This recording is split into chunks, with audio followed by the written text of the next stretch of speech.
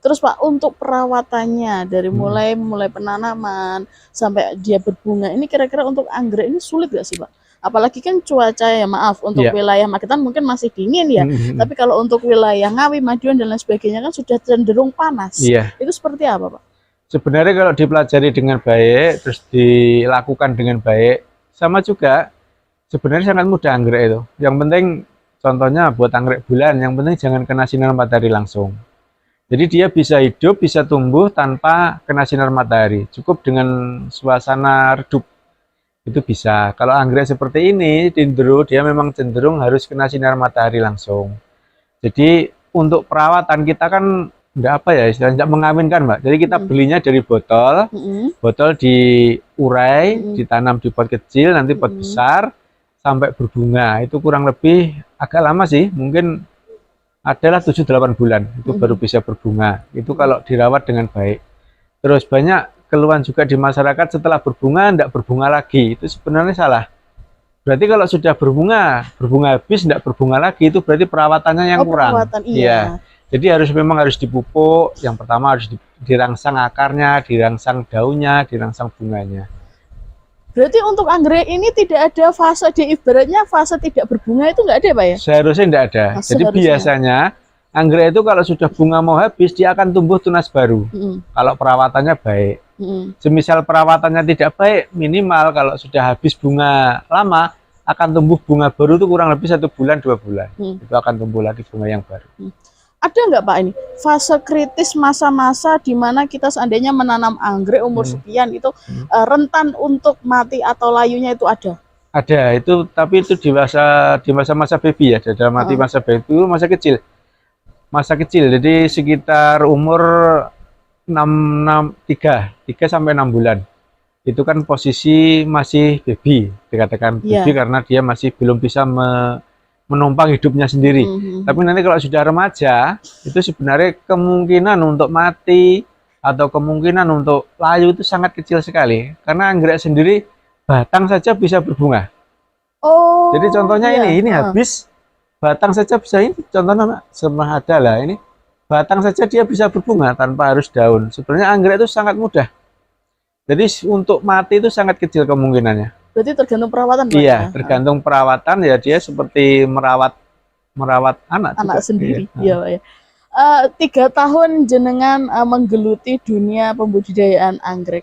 Ada nggak sih Pak kendala yang signifikan? Ibaratnya ini kok bisa-bisa tiba-tiba mati atau gimana? Ada nggak Pak? Ada, kadang-kadang memang ada seperti itu karena tidak semua anggrek kita rawat sendiri. Kan ada pekerja, ada yang istilah yang ngopeni lah. Itu. Jadi mungkin karena keteledoran mereka sehingga sering. Jadi kita harus perhatikan postur tanahnya, postur medianya. Kalau dia terlalu basah, dia akan membusuk. Kalau terlalu kering, dia akan mati. Kurangan air. Iya, gitu. jadi memang harus diperhatikan benar posisi medianya itu. Jadi tidak boleh basah, tidak boleh kering. Berarti ada faktor cuaca juga nggak Pak? Kalau faktor cuaca, kalau iya memang harus diperhatikan juga ada. Jadi memang anggrek itu cenderung tergantung jenisnya. Kalau bulan tadi saya bilang dia memang harus di udara dingin. Kalaupun dia dibawa ke panas, tidak boleh kena sinar matahari. Kalau seperti ini, dendro, dia bisa hidup di cuaca panas. Kalau di cuaca dingin, di Magetan kurang begitu bagus. Oh begitu. Jadi tergantung jenisnya juga Pak ya? Iya, tergantung jenis. Banyak sekali jenis Mbak. Jadi anggrek itu banyak sekali jenis. Untuk lebih lanjut nanti bisa tanya-tanya ke istri saya yang lebih memahami. Iya. Jadi semua jenis seperti apa. Tapi ini kita sudah mengembangkan beberapa jenis baru yang kita langsung datangkan dari lab. Dari lab itu dari yang mengawinkan anggrek itu sendiri. Jadi kita pelihara dari kecil sampai besar, sampai remaja. Bahkan kemarin kita sempat terima juga pasca. Dalam arti pasca itu setelah berbunga, tidak berbunga lagi, bisa dikembalikan ke kita. Kita penasaran ya pemirsa, seperti apa ini kebun bunga anggrek dari Al-Faza ini yang ada di wilayah di sini. Ikut sini Pak ya? Iya, sini. Sini ya, kita akan mengintip sejenak ke kebunnya. Mari ikuti perjalanan kita menuju ke kebun bunga anggrek milik Al-Faza dari Pak Supriyanto. Kita ke sana Pak? salah satu contoh untuk pembibitan, Mbak. Jadi dia harus Pembibitan. ditutup rapat biar Sinar binatang. matahari tidak eh, masuk langsung ya, Pak? Salah satunya sinar matahari tidak masuk langsung, dan juga untuk binatang kecil-kecil tidak masuk di sini. Ada Jadi nggak Pak, anggrek ini dihinggapi ulat atau mungkin ada hama tanaman yang lainnya yang bisa membuat anggrek itu mati selain faktor cuaca dan air? ada, memang kita harus teliti di ini. Contohnya setiap bibit-bibit kecilnya memang harus diperiksa setiap hari. Oh gitu. Iya, karena penuh perawatan khusus. Oh, ada pecinta anggrek nggak Pak yang dari luar daerah yang menyempatkan waktu khusus untuk mendatangi lokasi Al-Faza ini? Banyak sekali, Mbak, terutama yang di Magetan. Di Magetan itu kan kita punya di Jalan Raya Sarangan.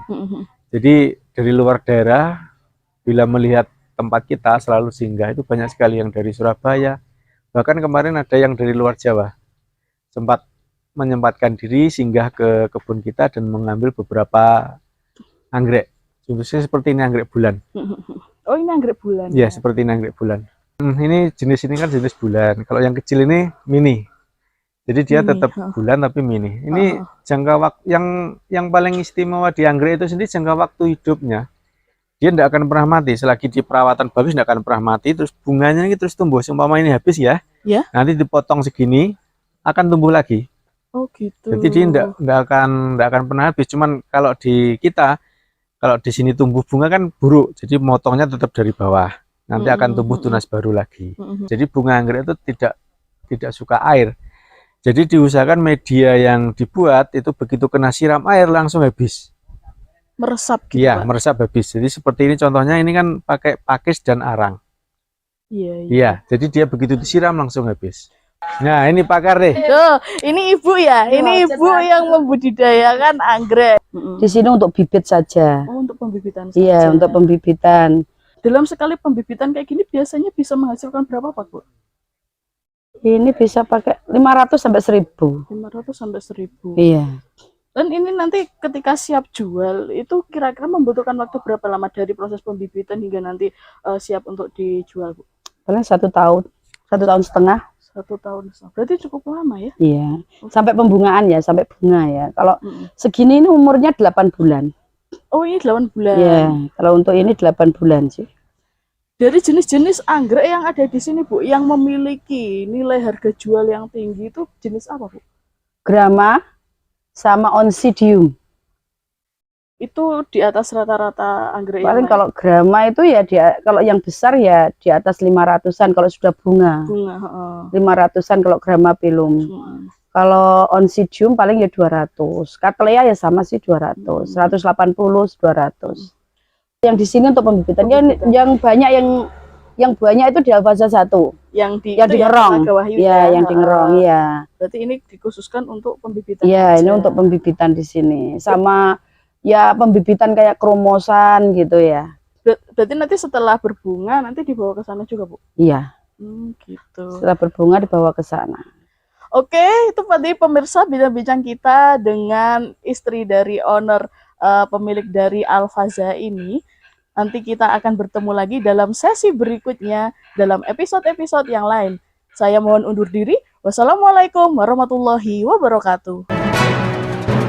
Saya mengharapkan untuk Nusa TV terus bangkit, terus berjalan. Untuk saat ini memang kita mengandalkan media online. Ya. Jadi Nusa TV itu tidak pernah mati, tidak pernah off. Jadi orang-orang Nusa itu tetap ada. Dan mereka semua tetap kreativitas, tetap membuat berita, tapi untuk saat ini di media online. Saya mengharapkan untuk warga Magetan khususnya, saya mengharapkan ya mudah-mudahan doakan saja biar Nusa TV bisa berhadir lagi di TV, karena saya yakin bahwa Nusa TV sangat ditunggu untuk kehadirannya di masyarakat, karena kita mempunyai siaran khusus yaitu dakwah yang selama ini belum ada di Magetan. Kalau berita, kalau acara-acara yang lain saya yakin sudah banyak. Kalau untuk dakwah sendiri kan belum ada. Jadi saya mengharapkan doa-doanya orang-orang Magetan supaya kita bisa hadir kembali di TV untuk menyiarkan media televisi digital.